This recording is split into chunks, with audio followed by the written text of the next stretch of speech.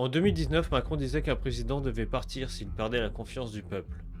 6 ans plus tard, il reste sans majorité.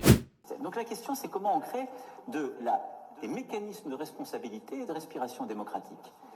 Et là où je vous rejoins, il me semble en creux, vous avez moins détaillé ce point, mais vous l'avez à plusieurs reprises écrit, c'est que le quinquennat phasé ne permet plus une forme de respiration démocratique, de mi-terme à la française, en tout cas de césure, de respiration, où le peuple français peut dire « j'ai confiance dans votre projet, donc je vous redonne une majorité pour le faire ».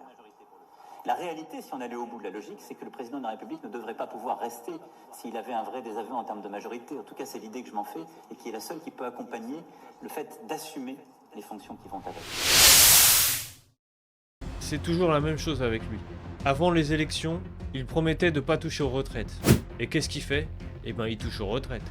Il promet d'écouter les Français et il passe en force. Et là, il ose dire qu'il partirait s'il n'avait plus la confiance du peuple. Mais pourtant, il est encore là, alors qu'il y a plus de la moitié de la population qui en a marre de lui.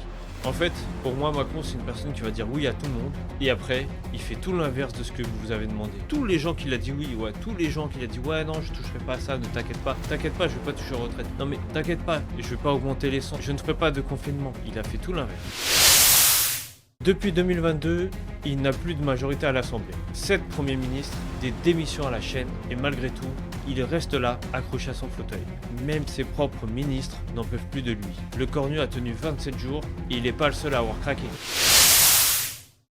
Et le pire, c'est qu'il continue de donner des leçons de morale. Il t'explique que la démocratie, c'est l'écoute du peuple. Mais quand le peuple dit non, il sort le 49-3. En 2019, il parlait de responsabilité morale. Aujourd'hui, il parle de continuité de l'État. La vérité, il confond la France et le peuple français avec sa propre carrière. On a l'impression qu'il croit que sans lui, tout va s'effondrer, que la France va disparaître. Mais le problème, c'est que c'est avec lui-même que la France va s'écrouler. Non mais comment tu veux encore croire un président qui dit l'inverse de ce qu'il fait? Il promet d'écouter son peuple, mais lui, il passe son temps à l'éviter. À ce stade-là, c'est plus du courage, mais du je m'en foutisme total. Macron disait qu'il partirait sans confiance. Aujourd'hui, il s'accroche sans honte. La vraie question, combien de temps la France va encore encaisser ses promesses inversées?